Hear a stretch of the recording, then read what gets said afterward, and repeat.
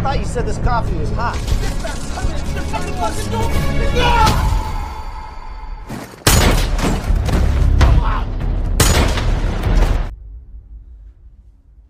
It's a fucking tragedy, boss.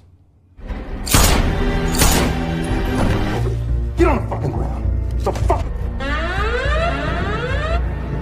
Go! Don't do it! What the?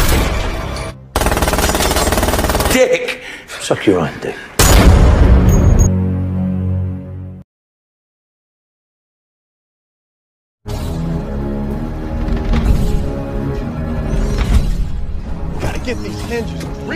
Film diawali dengan memperlihatkan dua petugas keamanan yang sedang mengendarai sebuah truk lapis baja di mana dia membawa sebuah truk dan berangkas yang berisikan banyak sekali uang untuk dikirimkan ke sebuah bank sentral. Namun tak mereka sangka tak lama dari tempat mereka keluar, tiba-tiba mereka dihadang oleh sekelompok perampok bersenjata yang berusaha ingin menjarah semua uang yang ada di truk lapis baja tersebut, di mana dua petugas itu dipaksa keluar dan ditembak mati saat itu juga.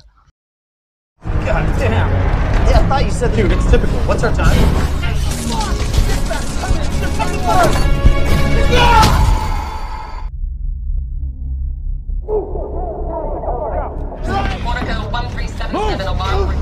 Alarm registered. On an ETA, 2 minutes. No bugging. Okay, we got 1 minute. Let's go. Beberapa bulan setelah kejadian itu, kita diperlihatkan dengan perusahaan bernama Vertigo, yang mana perusahaan ini bergerak di bidang cyber teknologi dan pengalaman barang dan jasa, termasuk diantaranya melayani pengantaran uang dari bank sentral ke bank yang lainnya. Kemudian fokus cerita tertuju pada pria botak bernama Patrick Hill, atau nama penyamaran dengan sebutan H. Kedatangannya adalah terkait dengan CV yang sudah ia lamarkan di perusahaan Vertigo, di mana Edge melamar sebagai petugas keamanan di sana, menggantikan petugas keamanan yang telah tewas pada beberapa bulan yang lalu. Di situ seorang manajer perusahaan bernama Terry memberikan sedikit masukan dan bercerita mengenai tragedi yang terjadi beberapa bulan yang lalu.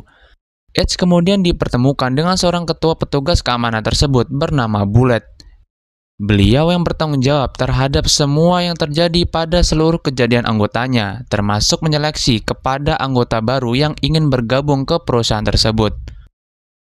Di sini terlihat Edge yang sepertinya masih belum terlalu mahir dalam menggunakan senjata. Namun dalam beberapa tes yang telah diujikan, Edge setidaknya masuk ke dalam kriteria untuk bergabung ke dalam perusahaan Vertigo, walau poin dalam ujian Edge ini hanya 70%.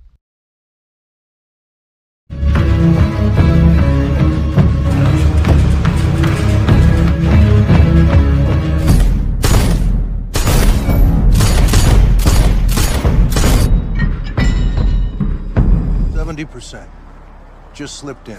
Due for this job. Let's get your suit.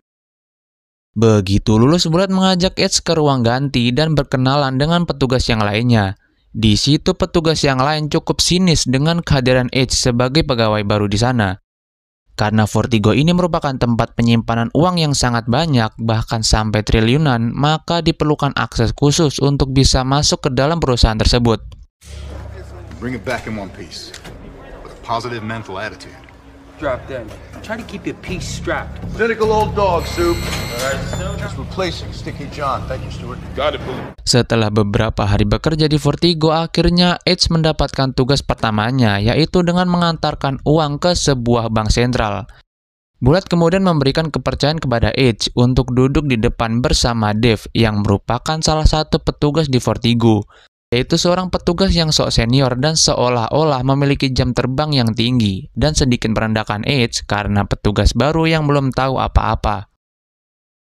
Singkat cerita, pekerjaan mereka berjalan dengan lancar, dan kembali ke perusahaan Vertigo dengan keamanan yang cukup ketat untuk bisa masuk ke dalamnya.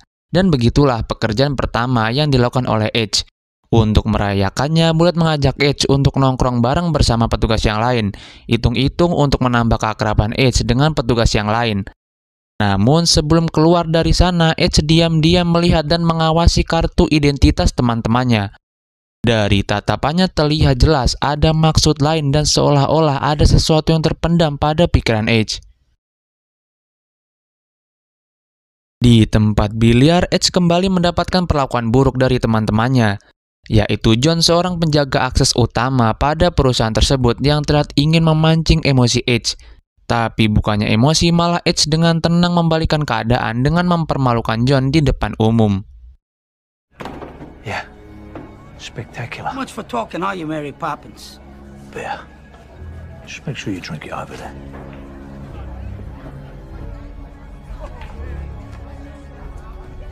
I gotta give it to you, H. Di keesokan harinya mereka mulai bekerja seperti biasanya. Kali ini mereka harus mengantarkan uang ke sebuah kapal pesiar. Namun di sini Bullet sendirian yang masuk ke dalam kapal pesiar itu.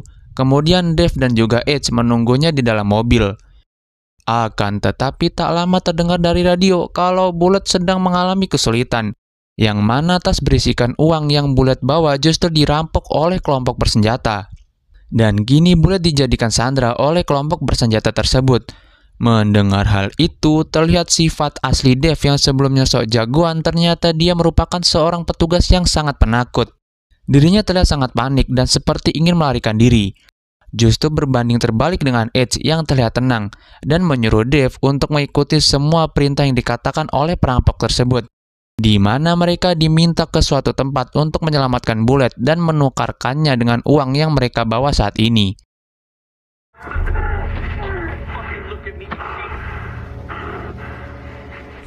Now listen to me, ladies. I call this. No. They don't want his 10 grand. They don't want his 10 grand. We just drive away. Sorry?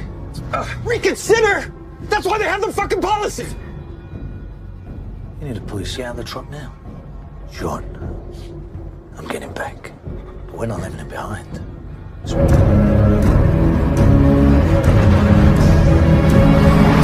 the truck. Sesampainya di sana, perampok itu meminta untuk menurunkan semua uang yang mereka bawa saat ini. Dan dengan santai, Edge menuruti perintah mereka, sampai inilah yang terjadi. There he is. Shut the boy. I said throw the money in the fucking flat. Dave, you just worry about putting your arsehole back in your arm.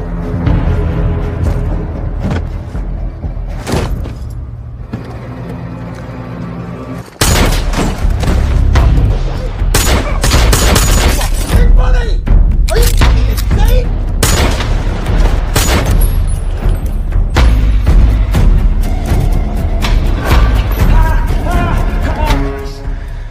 Who'd you work for? Suck your own dick. Di sini terlihat ketenangan Edge yang sangat luar biasa dalam menghadapi semua perampok. Entah siapa sebenarnya Edge ini, hingga sangat mudah dan begitu tenangnya dia dalam menghabisi para perampok itu sendirian. Yang mana tadinya Dave yang sok jagoan di depan Edge, kini hanya terdiam dan seolah tak percaya dengan apa yang Edge lakukan saat ini. Did you make poo-poo?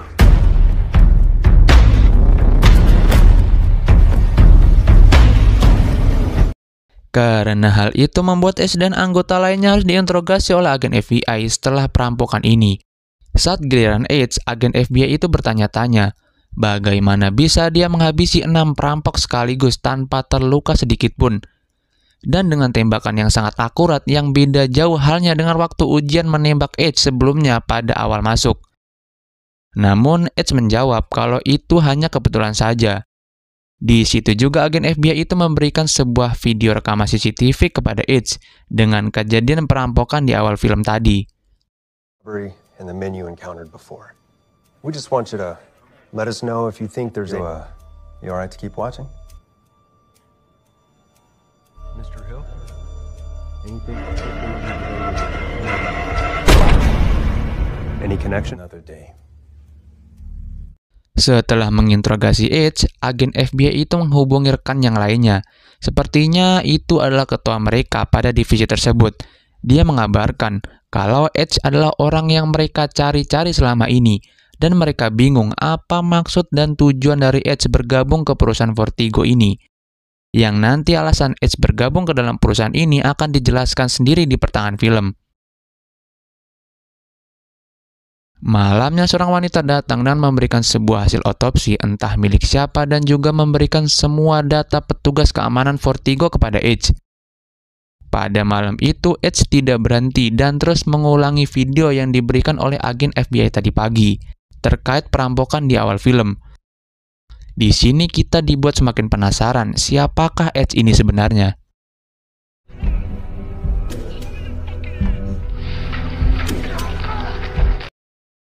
Di keesokan harinya saat Edge bekerja, kini dirinya tidak dipandang sebelah mata lagi oleh teman-temannya karena kejadian sebelumnya. Hingga tak terasa dirinya telah bekerja di Vertigo selama 3 bulan lamanya.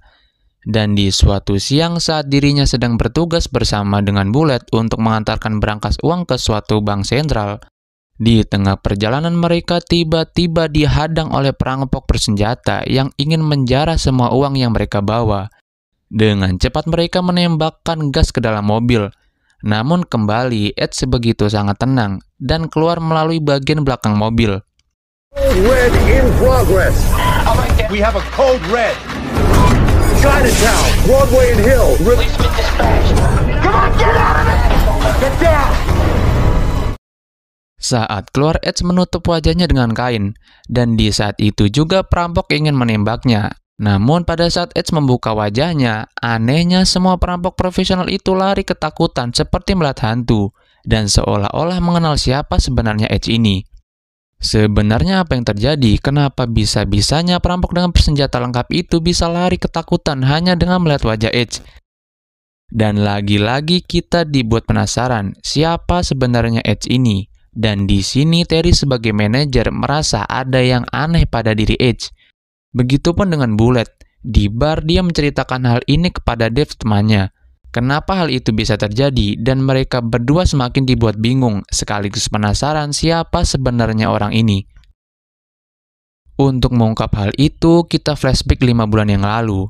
Di sini Edge ternyata memiliki seorang putra satu-satunya yang sangat dia cintai bernama Douglas. Pada saat itu, tepat di libur sekolah, terlihat Douglas yang berbincang-bincang dengan ayahnya. Dengan menagih janji ayahnya untuk menonton basket bersamanya.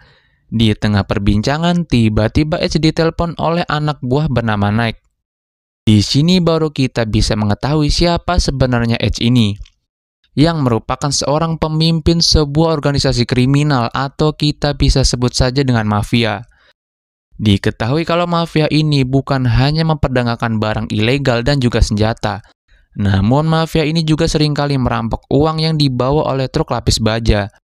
Dengan serangkaian kejahatan yang dilakukan oleh mafia tersebut, membuat Edge dan anggotanya masuk ke dalam daftar hitam orang yang paling dicari dan diburu oleh FBI selama ini. Kembali ke Mike dan juga Edge. Di sini Mike memberitahu kalau operasi mereka saat ini ada masalah, karena salah satu anggota mereka kecelakaan saat ke lokasi. Mike kemudian membutuhkan bantuan bosnya itu yang kebetulan posisinya tak jauh dari lokasi. Dengan terpaksa, Edge membantu anak buahnya itu, dan tak lama Edge memarkirkan mobilnya di lokasi, sembari berpura-pura keluar untuk membeli makanan. Siang itu juga kelompok mafia Edge berencana akan merampok uang yang dibawa oleh Vertigo, yang mana Edge bertugas untuk memberitahu di mana arah perjalanan truk itu selanjutnya. Namun, Edge yang mengira tugasnya telah selesai, tanpa disadari truk itu tiba-tiba dihadang oleh perampok bersenjata yang menyamar sebagai pekerja di lokasi tersebut. Karena Douglas yang berada tepat di lokasi perampokan, membuatnya dipaksa keluar dari mobil itu oleh anggota perampok itu. Nampaknya karena tak ingin ada saksi pada perampokan ini, perampok itu tanpa kasihan langsung menembak Douglas yang membuatnya tewas di tempat. Di situ Edge yang berusaha menyelamatkan putranya juga harus tertembak.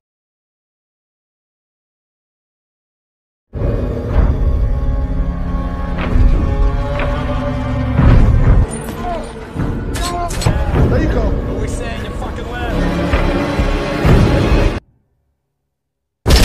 Okay.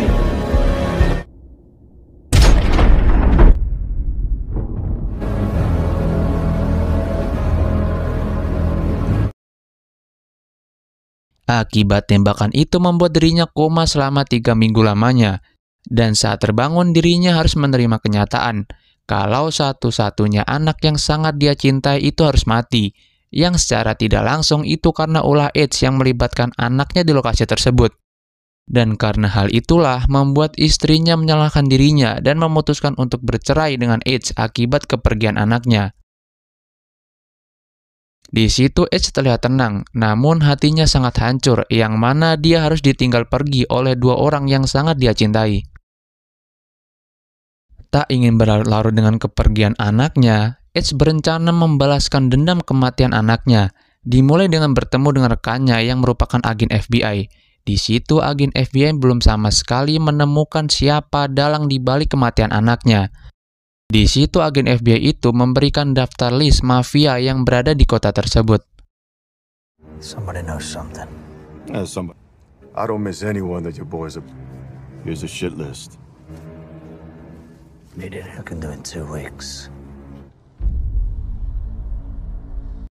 Di bawah perintah Edge, mereka membantai dan membunuh hampir semua mafia yang ada di kota itu demi mencari informasi terkait perampokan kemarin dan siapa di balik pembunuhan anaknya.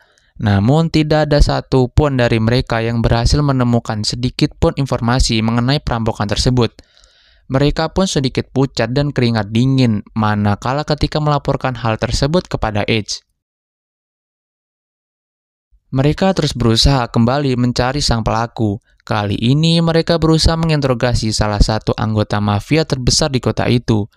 Setelah disekap dan diancam akan dibunuh istrinya, barulah anggota mafia itu mengaku kalau kemungkinan dalang di balik perampokan kemarin adalah mafia The Gazi Brothers. Saking berbahayanya mafia tersebut, anggota mafia itu memilih untuk dibunuh daripada harus memberikan informasi mengenai mafia The Gazi Brothers tersebut. Don't fucking touch her! Leave her out of it! Good for you. If not for your life, for hers. Only fucking name. Gashi Brothers.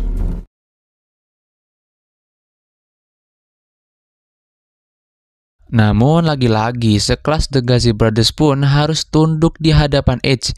Di sini Edge dengan gilanya langsung masuk ke markas mereka dan membunuh mereka semua.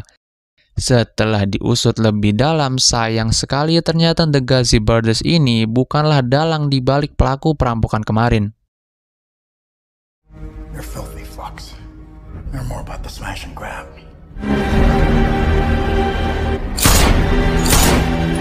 Goes.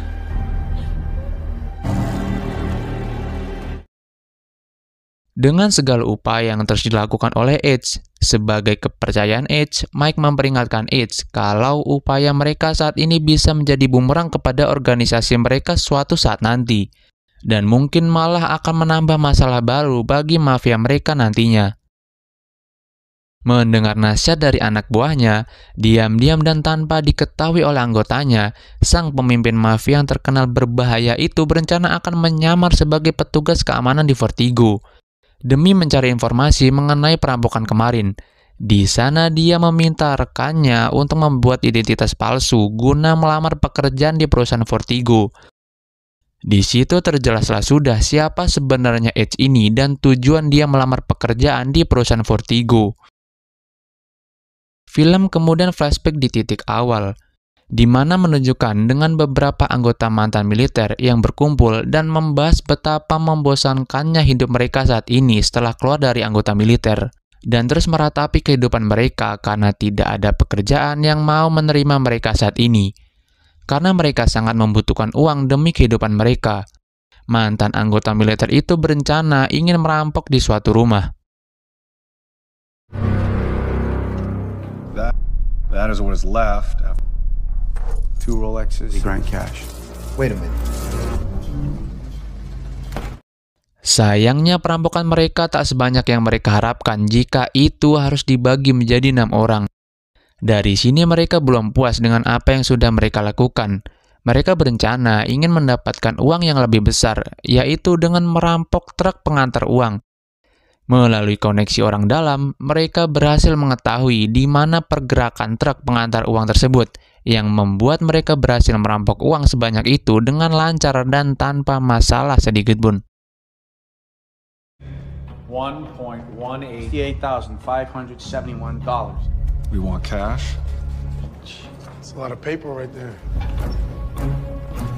7 ways, not 6. 30 seconds.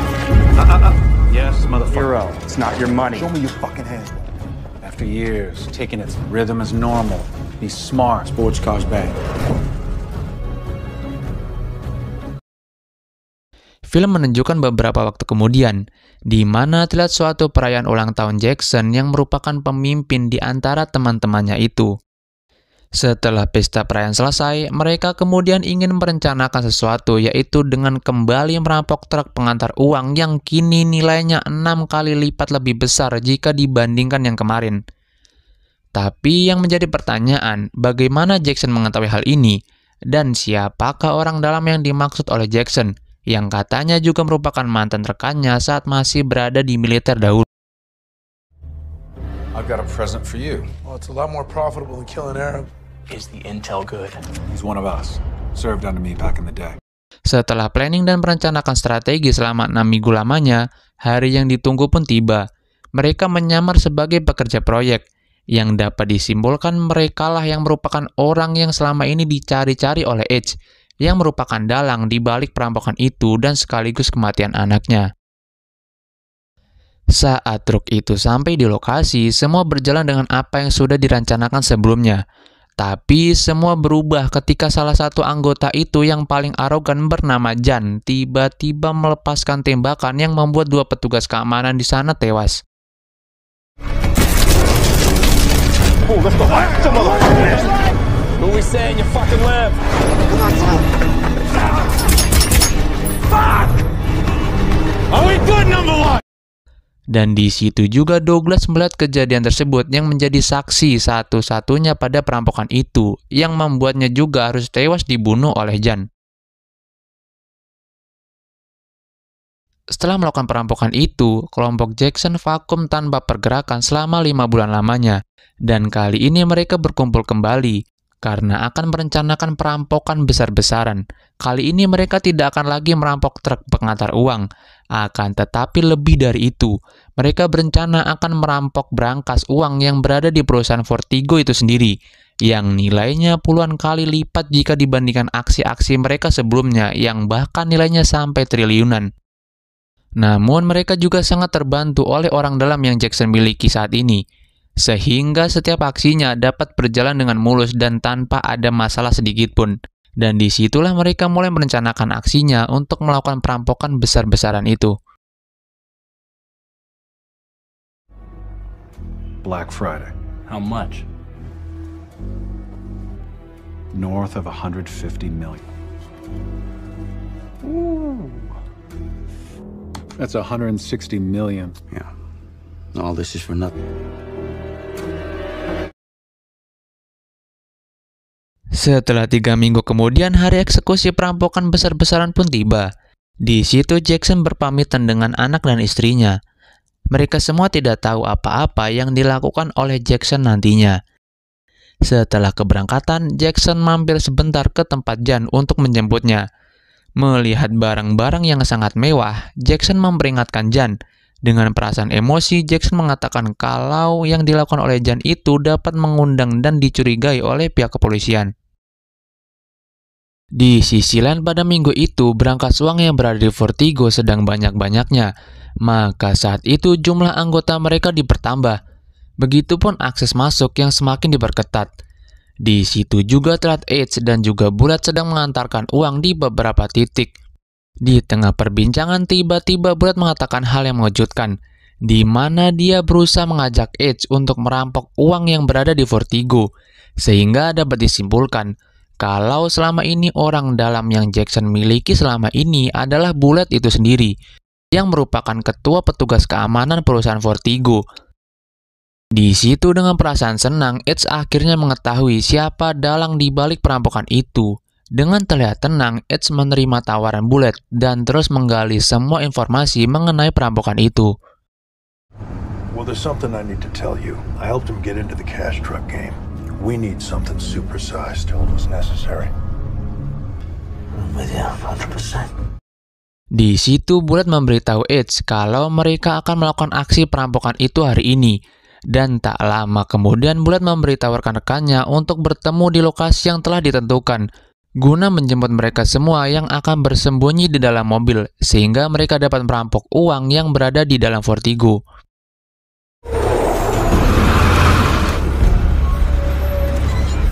Base, this is Gamma. We copy. Let me talk to him. Sesampainya di dalam, Bullet dan Edge bertugas sebagai sandera guna sebagai jaminan untuk kelompok Jackson ini bisa melarikan diri dari Vertigo.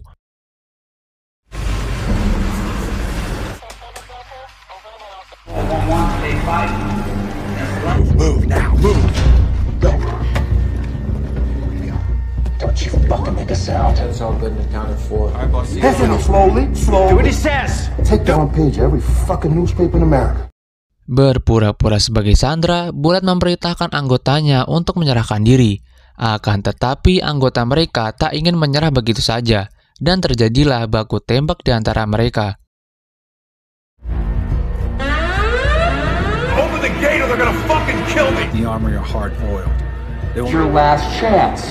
1, 2, bullet, get down!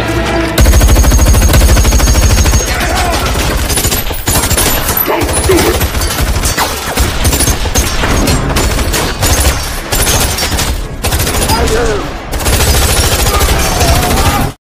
Di tengah para perampok itu memasukkan uang, memanfaatkan kelangan mereka, Edge dengan senyap menghabisi salah satu anggota perampok itu, dan kemudian menyelamatkan Dave dan juga Terry. Di situ juga Edge menyamar sebagai salah satu anggota mereka, guna menghabisi mereka satu persatu.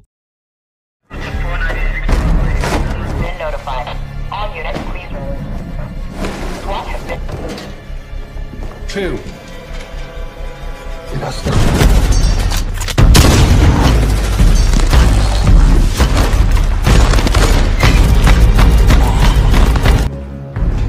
The alarm's gone. You can do whatever you... I hurt you.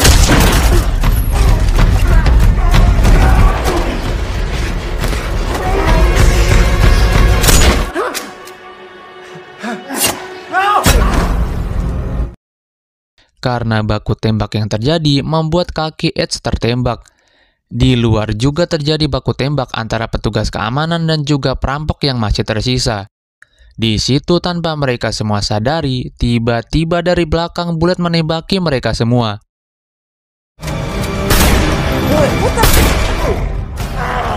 We got 2 minutes.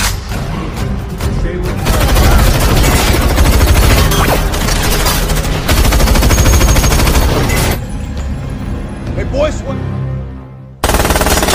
the Di situ tersisa Bullet, Jackson, dan juga Jan. Namun bagaimana mereka bisa kabur dari tempat itu? Rupanya mereka keluar menggunakan truk lapis baja yang anti peluru, dan kemudian mereka keluar untuk menuju sebuah gedung yang sudah mereka rencanakan sebelumnya, sehingga para polisi tidak dapat mengikuti mereka. Di situ uang-uang itu mulai dipindahkan, akan tetapi di mobil Jackson rupanya terkena tembakan tepat di lehernya. Melihat kondisi itu, Jan yang pada dasarnya memiliki sifat yang sangat arogan, dengan kejamnya langsung membunuh rekannya demi mendapatkan uang itu tanpa diketahui oleh Bullet.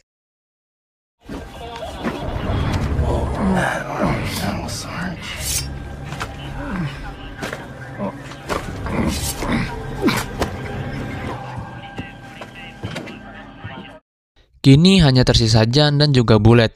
Rupanya gedung itu terdapat ruang rahasia yang telah dirancang khusus oleh kelompok Jackson untuk melarikan diri. Setelah keluar dari lorong itu menggunakan ATV, mereka kembali memindahkan uang sebanyak itu ke dalam mobil.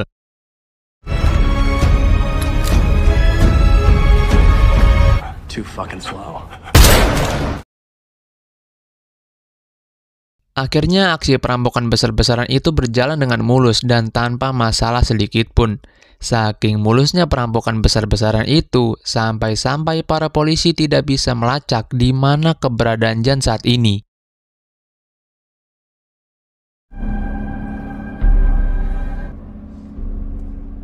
Setelah kejadian itu, saat Jan minum-minum dan terlihat sangat menikmati dengan uang yang dia miliki saat ini, tiba-tiba terdengar suara dering telepon yang berada di tas uang miliknya.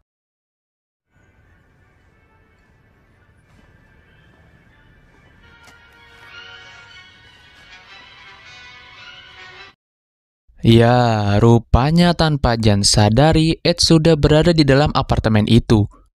Jan rupanya telah salah berurusan dengan seorang yang merupakan pemimpin mafia yang paling berbahaya di kota itu. Niat Ed berada di situ bukan untuk mengambil uang yang dimiliki oleh Jan saat ini, melainkan ia ingin membalaskan dendam kematian anaknya dengan apa yang sudah dilakukan oleh Jan saat itu. Tiba-tiba Ed melemparkan dokumen yang merupakan hasil otopsi kematian anaknya. Tanpa rasa belas kasihan sedikit pun, Ed kemudian membantai Jan tepat seperti luka tembakan yang anaknya alami.